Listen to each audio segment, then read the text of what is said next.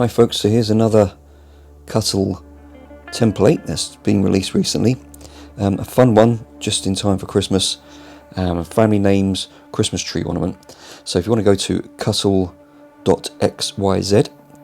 and you'll find it just down here. Now it is a pro template, so you'll need to sign up and subscribe to access this one. There are some free ones as you see here, so if you don't have an account that's fine, you can play around with some of these, get to know the software, get to know the app, get to know how it works. But if you've never used one before, I'll give you a demonstration of this one, and you can check out my other videos on some of these other Cuttle templates too. So here we are, Family Names Christmas Tree Ornament.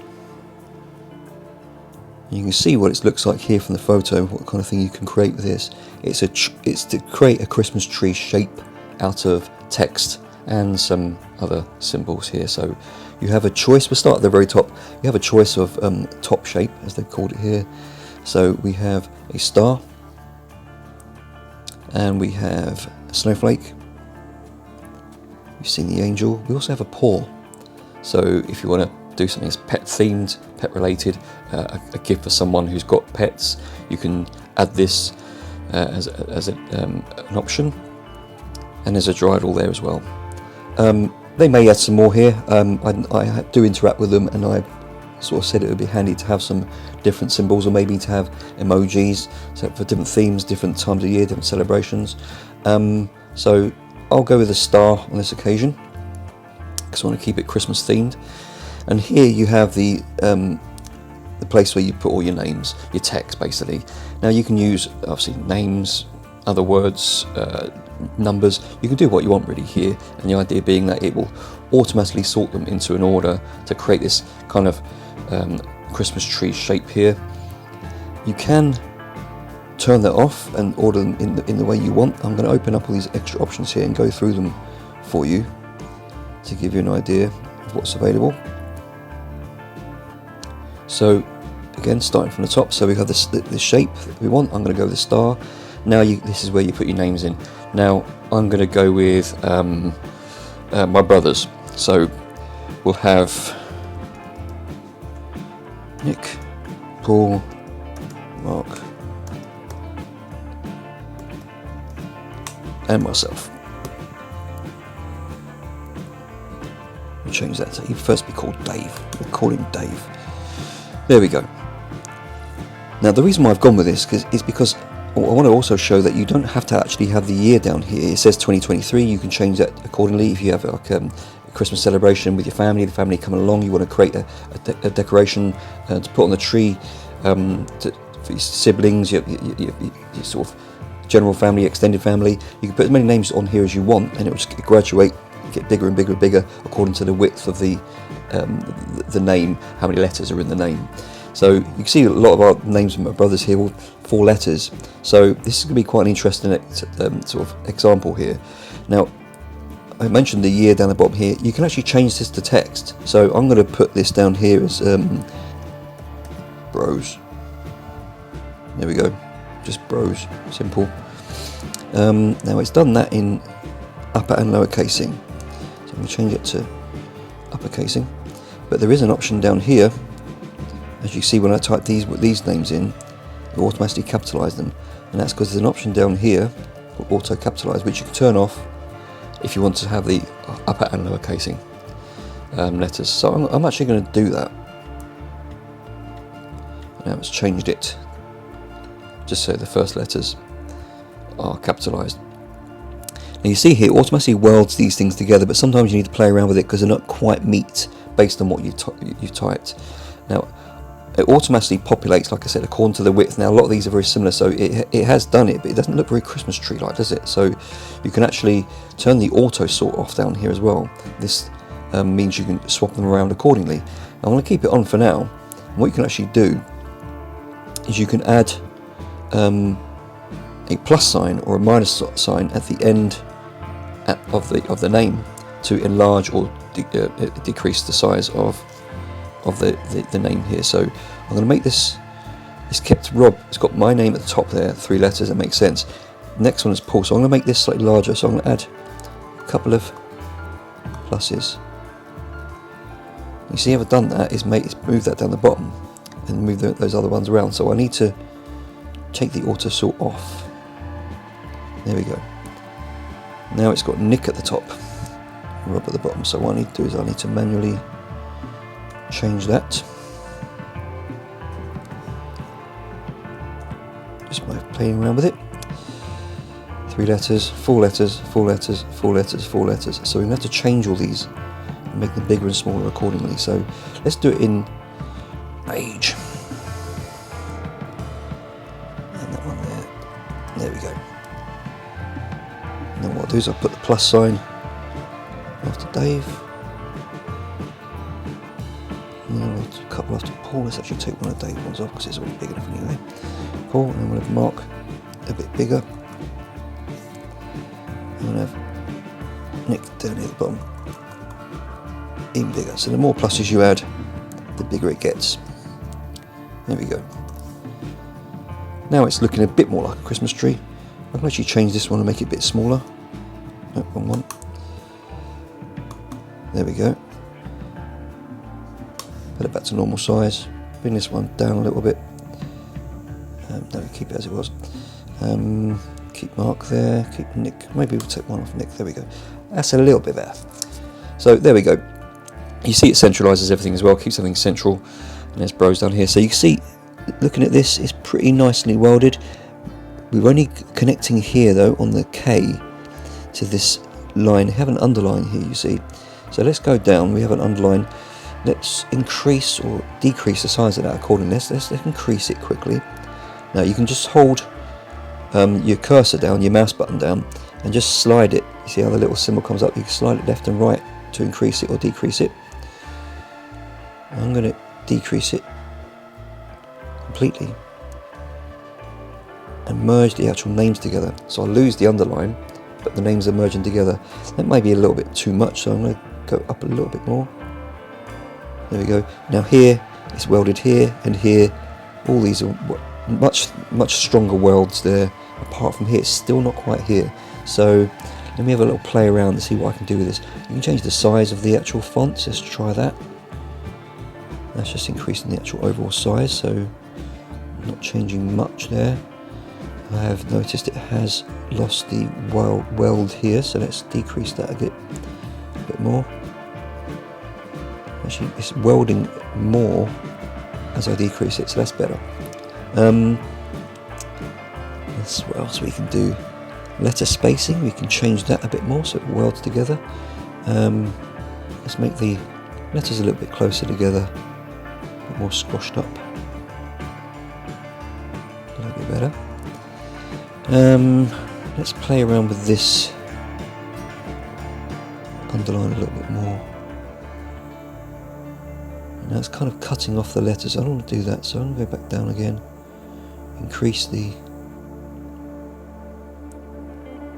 size that way.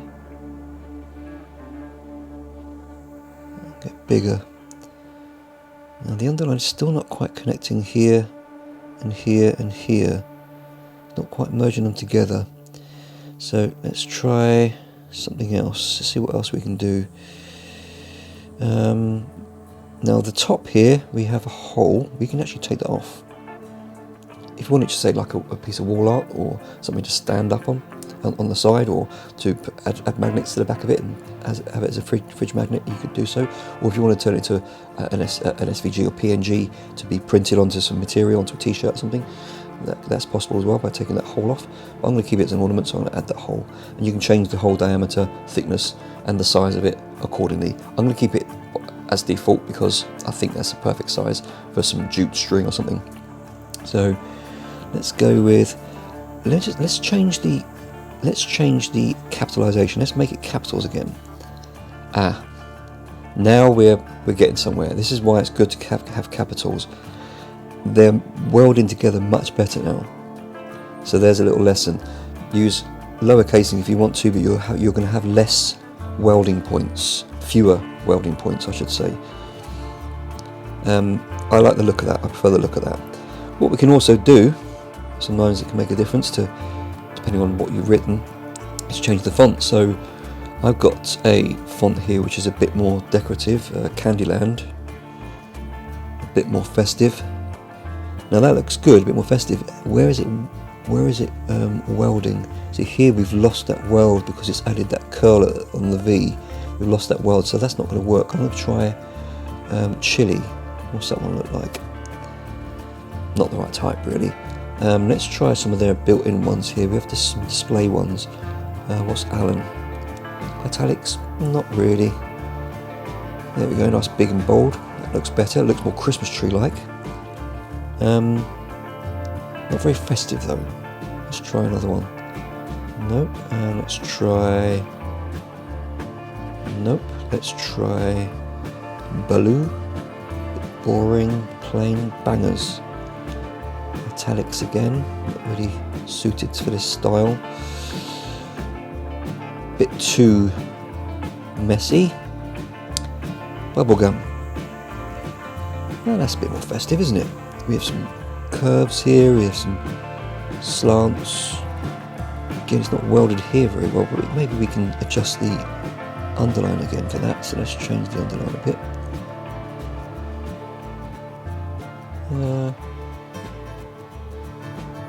Oh, that looked good. Let's go to a bit more. Now that looks good. We've got welds here, here, and here. Down the bottom here. We might have to change this a little bit, so let's go to the year, because the R is detached from these. So I'm going to change the spacing in the year letters.